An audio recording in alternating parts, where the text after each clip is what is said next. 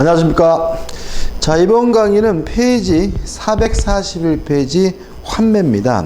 환매가 그렇게 중요한 부분은 아닌데 작년에 시험 문제가 나왔어요. 어렵게 나오지는 않고요. 일단 먼저 정리해 드릴 건데 441페이지하고 442페이지 보시고 442페이지 하단에 환매권 대행사하고 443페이지 공유지분의 환매까지는 안 보셔도 됩니다. 뭐 거의 한 번도 출제된 부분이 없기 때문에 이 환매에 대해서는 441페이지하고 442페이지 상단까지만 좀 읽어보시면 되는데요. 먼저 좀 개념을 좀 생각해 볼 필요가 있어요. 환매를 이해하려면. 자, 을이 갑에게요 1억을 빌려주고 1억 채권을 담보하기 위해서 갑소유 A 부동산에다가 담보를 설정하려고 해요. 근데 만약에 저당권을 설정한 것이 아니라 담보 목적으로 갑에게 소유권을 이전해 줬다면, 부동산이니까 이전 등기를 해주겠죠. 우리가 소유권 이전을 양도라고 하니까 이게 뭐냐면 양도담보죠. 따라서 양도담보란 소유권을 이전하는 방식으로 이루어지는 담보고요. 양도담보가 개념적으로 어렵진 않습니다. 근데 항상 뭐가 걱정이냐면 뭘 믿고 소유권을 이전해 줄까, 이런 의문이죠.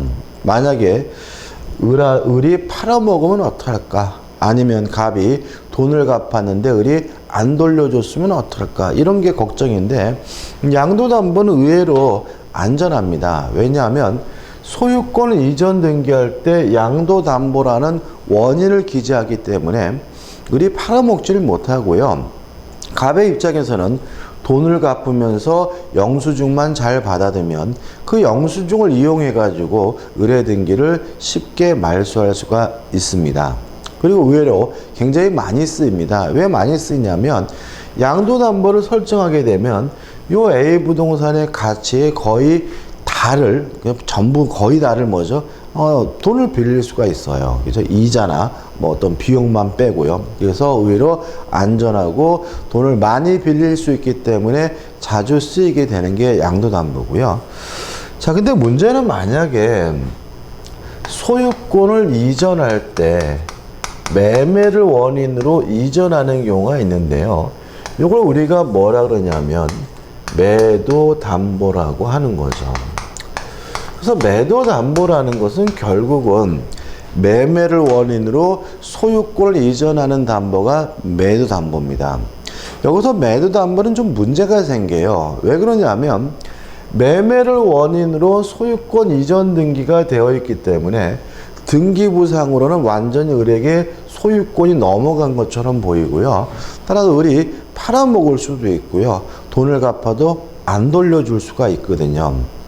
따라서 매도담보의 경우에는 반드시 돈을 빌려주면서 돌려받을 수 있는 방법이 확보돼야 되는데, 그게 뭐냐면 환매고, 그게 뭐냐면 재매매 예약이라는 겁니다. 그래서 환매라는 것은 일반적으로 매도담보를 설정하면서 이루어지기 때문에 교재에 기능해가지고 매도담보, 담보 목적으로 이루어진다, 이런 말이 나오게 되고요. 일단 환매는요, 등기할 때 부기등기 방식으로 이루어지게 되고요. 재매매 예약은 가등기 방식으로 이루어지게 됩니다. 근데 여기서 좀 생각해 볼 건 뭐냐면 매도담보는 환매와 재매매 예약 두 가지가 있는데 주로 쓰이는 거는 재매매 예약입니다. 실제로는 환매는 거의 안 쓰이고 재매매 예약만 쓰입니다. 왜냐하면 환매에 문제점이 있습니다. 첫째 문제점은 환매는 동시에 해야 된다는 제한을 둬요. 뭘 동시에 하냐면 매매 계약과 환매 특약 계약을 동시에 해야 되고요. 또 뭘 동시에 되냐면 소유권 이전 등기와 환매에 관한 부기등기, 등기도 동시에 해야 됩니다. 아마 공시법 공부하시면 환매에 관한 부기등기는 동시에 신청해야 되고 따로 신청하면 등기간이 각하한다. 이런 거를 배우시게 될 거예요. 그렇지만 재매매 예약은 굳이 동시에 할 필요가 없다는데 편리성이 있습니다. 계약도 따로 해야 되고 따로 해도 상관이 없고요. 가등기도 따로 해도 상관이 없다는 얘기인 거죠. 여기까지 그래도 뭐 감수할 수 있는데 문제는 뭐냐면 환매는 기간에 제한이 있습니다. 특히 부동산의 경우에는 아무리 길어도 5년을 초과할 수가 없고요.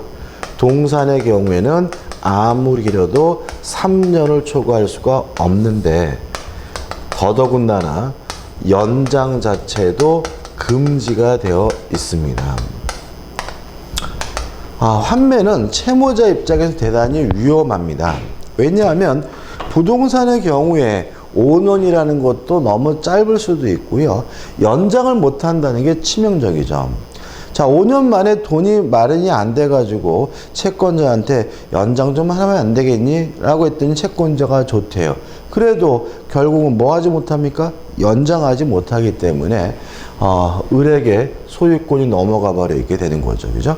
따라서 환매는 요 기간에 제한이 있고 연장이 금지되어 있다는 점 때문에 채무자에게 위험하고요. 이에 반해서 재매매 예약은 아무런 기간의 제한이 없습니다. 기간의 제한도 없고 또 자유롭게 뭐 할 수도 있습니까? 연장할 수도 있기 때문에 주로 쓰이는 게 뭐가 되냐면 재매매 예약이 됩니다. 이 정도만 정리하시면 되거든요. 정리하는 의미에서 444페이지 보시면 예제 문제를 두 개를 넣어놨죠. 대표 예제. 환매에 관한 다음 설명 중 옳은 것은 1번 환매 특약은 매매 계약과 동시에 할 필요는 없다. X. 동시에 되죠. 2번 환매 기간은 부동산은 5년, 동산은 3년을 넘지 못한다. 맞네요. 3번 매수인은 목적 부동산 이외에 제한 물건을 설정할 수 없다. 설정할 수 있습니다. 그죠? 4번 환매권은 일종의 물권적 취득권이라는 것이 통설이다. X고요. 약정 해제권으로 이해하게 되는데 중요한 건 아니고요. 5번 목적물의 과실과 대금의 이자는 어떤 경우라도 상계될 수 없다. 뭐 상계 가능합니다. 그죠? 답은 뭐죠? 2번입니다. 밑에 문제가 2016년도 기출문제죠. 환매에 관한 설명으로 틀린 것은 답은 아주 쉽습니다. 1번 부동산에 대한 매매 등기와 동시에 환매권 보류를 등기하지 않더라도 제3자에게 대항할 수 있다는 질문은 X입니다. 제3자에게 대항하기 위해서 뭐가 필요하죠? 등기가 필요하겠죠. 답은 1번이고 2번 환매 특약은 매매 계약과 동시에 하여야 한다. 물론 맞고요.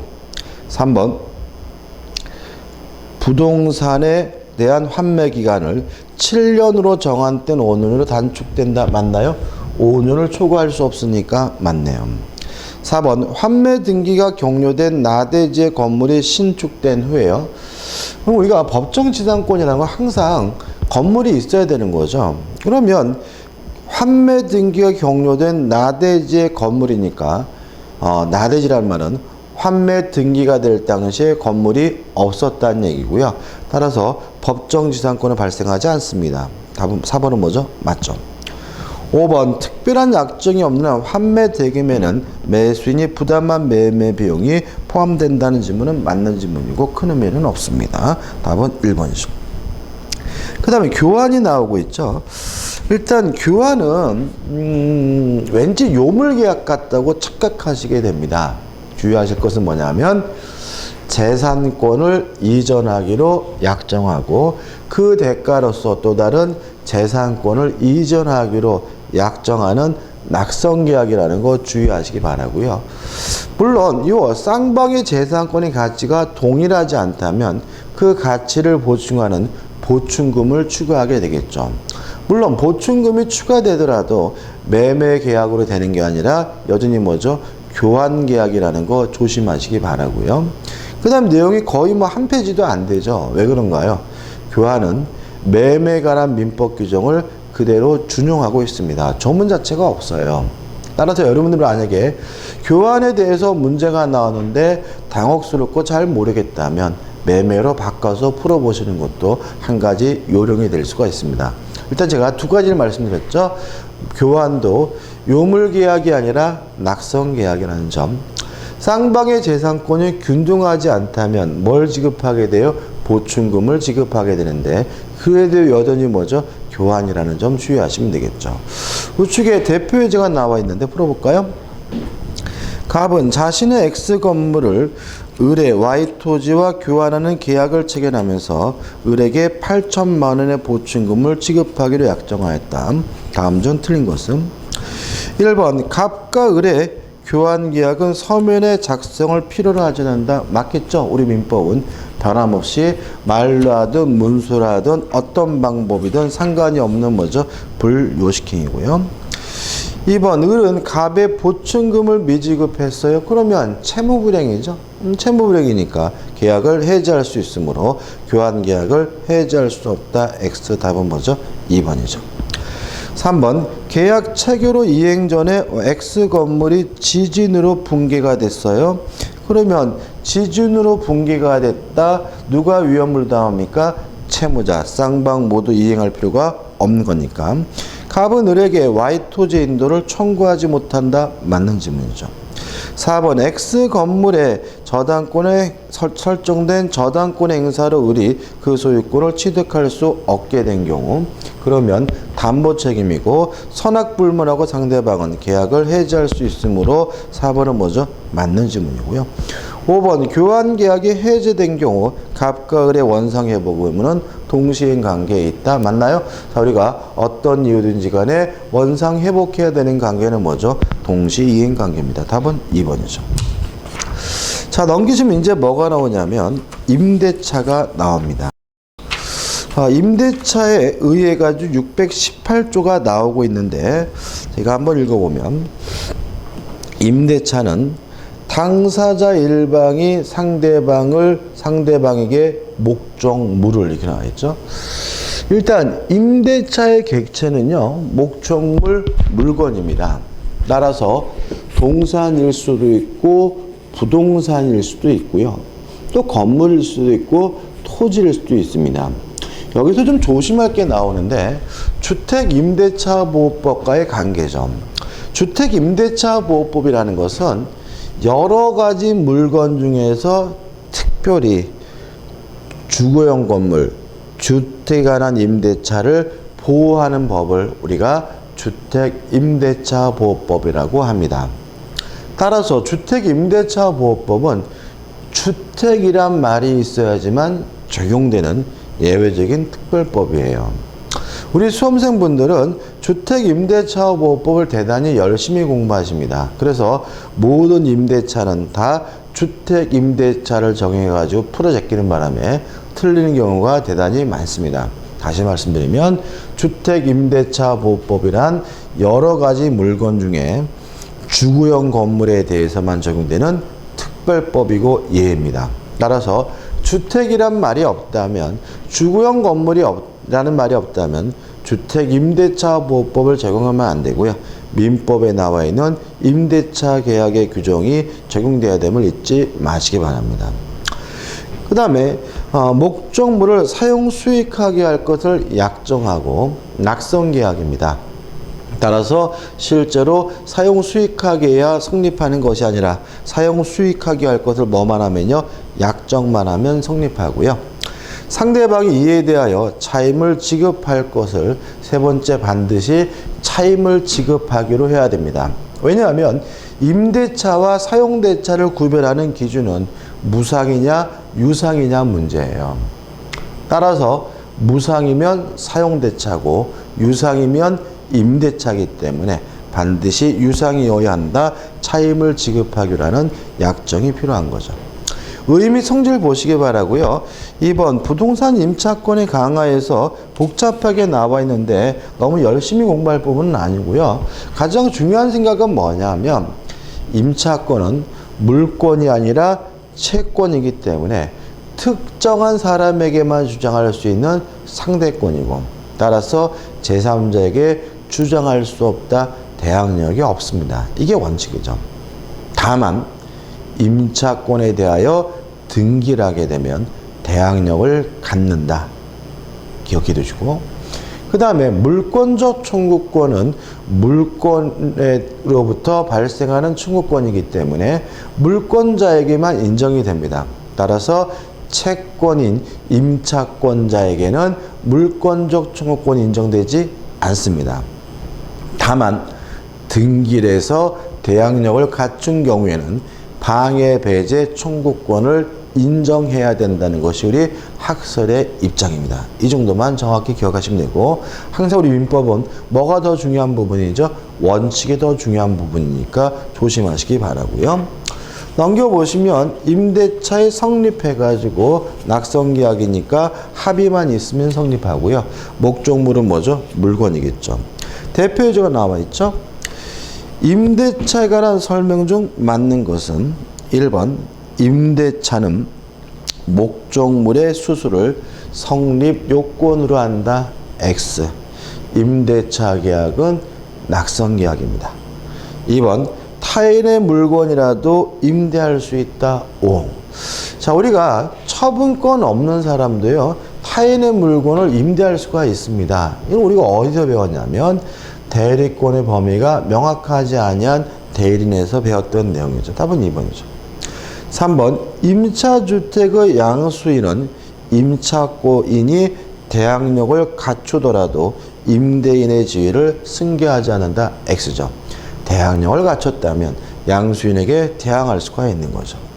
4번 부동산 임차권은 채권이므로 등기하에도 물권으로서 성질을 가지는 것은 아니다. X죠. 채권이지만 등기하면 대항력을 갖는다. 물권으로서 성질을 가지게 되고요. 5번 부동산 임대차에 있어서 임대인은 등기 협력 의무를 지는 것이 원칙이다. 원칙은 아닙니다. 반대 약정이 없는 경우에 협력 의무를 지기 때문에 맞는 것은 2번이 하는 거죠.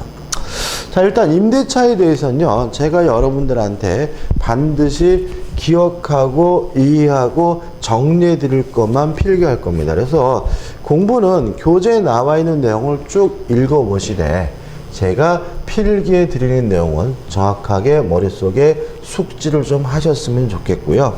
어렵게 나오는 부분은 아니고 자꾸 주택 임대차로 간주해서 풀기 때문에 틀리는 부분이기 때문에 그것만 주의하시면 됩니다. 첫 번째 우리가 정리해야 될 것이 뭐냐면 존속기간입니다. 일단 존속기간에 대해서는요, 첫째, 최장기간에 대해서는 무제한입니다. 따라서 영구무한으로도 설정하는 것이 가능하고 유효하다는 거 기억해 두셔야 되고요. 두 번째, 최단 기간이 문제인데 이 최단 기간은 원칙적으로 전혀 보장하지 않습니다. 그러니까 주택 임대차는 2년 보장하잖아요. 임대차는, 민법상 임대차는 최단 기간을 전혀 보장하지 않습니다.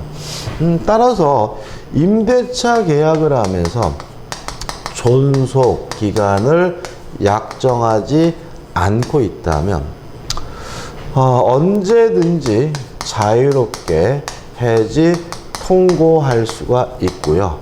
만약에 해지 통고를 임대인이 했으면 6월, 해지 통고를 임차인이 했으면 1월 지나면 임차권이 뭐하게 되죠? 소멸하게 됩니다. 이렇게 존속기간은 간명하게 좀 꼭 기억해 두시기 바랍니다. 그 다음에 451페이지 오시면 임대차 효력해서 1번 임대인의 의무가 나오고 판례들이 나오는데요. 일단 기본적으로 우리가 생각해야 할 것은 뭐냐면 임차권은 물권이 아니라 채권이라는 점이죠. 따라서 지배권이 아닙니다. 우리가 전세권이나 지상권과 같은 물권은 직접 지배권이기 때문에 스스로 알아서 뭘 해야 돼요? 사용 수익해야 되죠. 그렇지만 임차권은 지배권이 아니에요. 따라서 임대인이 해줘야, 임대인이 사용 수익하게 해줘야 비로소 뭘 얻냐면 만족을 얻는 권리이기 때문에 1번 임대인은 적극적으로 목적물을 인도해 줄 의무가 있고요. 또 누가 방해하고 있다면 그 방해도 적극적으로 제거해 줄 의무가 있고요.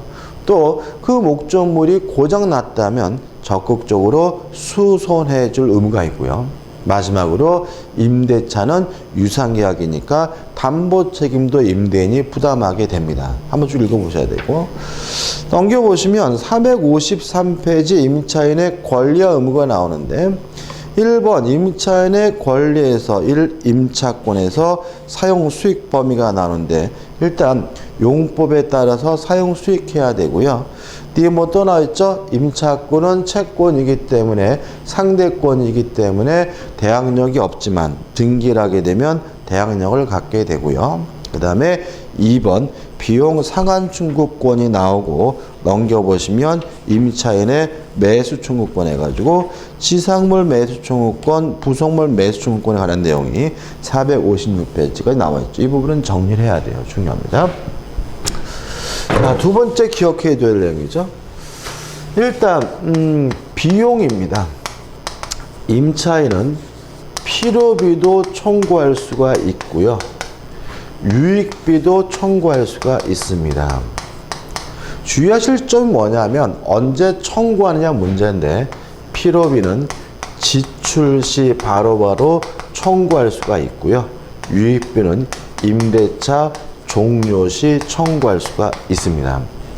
이것과 함께 구별해야 될 것이 뭐냐면 점유자의 비용 상환 청구권인데 점유자는 필요비도 유익비도 반환시 청구하게 되는 겁니다. 따라서 임차인은 필요비는 지출시고 유익비는 뭐죠? 종료시니까 임차인이 반환시 비용을 청구한다는 지문은 무조건 뭐가 돼요? X가 됨을 주의하셔야 되고요. 그 다음에 요 필요비 유익비는 언제까지 청구할 수 있느냐? 반환한 때부터 6개월 동안만 청구할 수 있다는 것까지 기억해 두시면 되고요. 요 필요비 유익비에 관한 민법 규정은 임의 규정입니다. 따라서 특이박으로서 뭐 할 수 있냐면 배제할 수 있다는 것도 꼭 기억해 두셔야 됩니다. 임대차는요, 약자 보호 규정입니다. 따라서 대부분이 강행 규정이고 특약으로서 뭐 할 수 없냐면 배제할 수가 없지만 요 필요비 유익비와 같은 비용 상환 청구권에 관한 민법 규정은 임의 규정이기 때문에 특약으로서 뭐 할 수 있어요? 배제할 수 있다는 건 꼭 기억해 두셔야 되겠죠. 그 다음 매수 청구권에서 첫 번째 토지 임차인의 지상물 매수 청구권입니다. 일단 토지 임차인은 지상권자와 마찬가지로 존속 기간이 만료됐다는 사유로 소멸한 경우에는 한 번 더 하자 갱신을 청구할 수가 있고요. 그 갱신 청구에 대해서 임대인이 거부하면 내 건물 사라 지상물 매수를 청구할 수가 있습니다. 일단 토지 임차인에게 인정된다는 거, 건물 임차인에게는 이런 거 인정되지 않는다는 거 주의하셔야 되고요. 내용은 무엇과 똑같습니까? 지상권하고 똑같다는 거죠. 다만 지상권과 다른 점이 있는데 토지 임차인의 경우에는 존속 기간에 약정이 없어서 임대인의 해지 통고로 소멸한 경우에도 지상물 매수를 청구하는 것이 가능한데 이때는 굳이 별도로 뭐 할 필요는 없죠? 갱신 청구할 필요는 없다는 거 주의하시기 바라고요. 이러한 임차인의 지상물 매수 청구권은 강행 규정이기 때문에 특약으로서 배제할 수가 없고요. 법적 성질은 형성권이기 때문에 승낙을 받지 않고 일방적으로 행사하는 권리이기 때문에 임대인이 뭐 하지 못해요? 거부하지 못한다는 거 주의하셔야 되겠죠. 끝이죠? 그 다음에 이제 두 번째 뭐냐면 건물 임차인이죠. 건물 등의 임차인은 전세권자와 마찬가지로 비슷한 게 있습니다. 임대인으로부터 동의 또는 매수해서 부속시킨 물건에 대해서는 건물 등의 임차인도 지상권자와 마찬가지로 뭘 청구하는 거죠? 부속물 매수를 청구할 수가 있고요. 요 부속물 매수 청구권에 관한 민법 규정은 강행 규정이니까 특약으로서 뭐 할 수 없어요? 배제할 수가 없고요. 형성권이기 때문에 거부하지 못하게 됨을 주의하시기 바랍니다. 근데 실제로 이 건물 임차인의 부속물 매수 청구권은 주의할 점이 뭐냐면, 만약에 임차인이 부속시킨 물건이 부합이 됐다면 더 이상 임차인 소유가 아니라 임대인 소유이기 때문에 내 건데 사라는 부속물 매수를 청구할 수는 없습니다. 이때는 유익비 상환 청구권 문제로 가게 됨을 주의하시기 바랍니다. 다시 말하면 임대인의 동의를 얻어가지고 임차인이 1층 건물을 2층으로 증축을 했는데 그것이 구조상 이용상 동의성이 있어서 부합하지 않는다면 건물 임차인은 부속물 매수 청구를 하게 되는 거고요.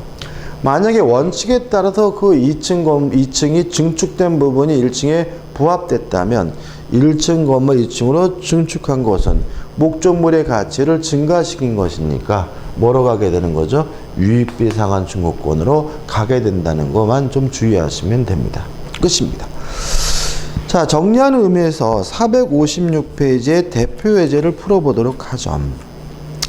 임차인의 유익비 상환 청구권과 부속물 매수 청구권을 비교 설명한 다음 내용 중 옳지 않은 것은 1번 부속된 물건일 건물 기타 공작물의 구성 부분이 되면, 그럼 이게 뭐죠? 부합됐다는 얘기거든요.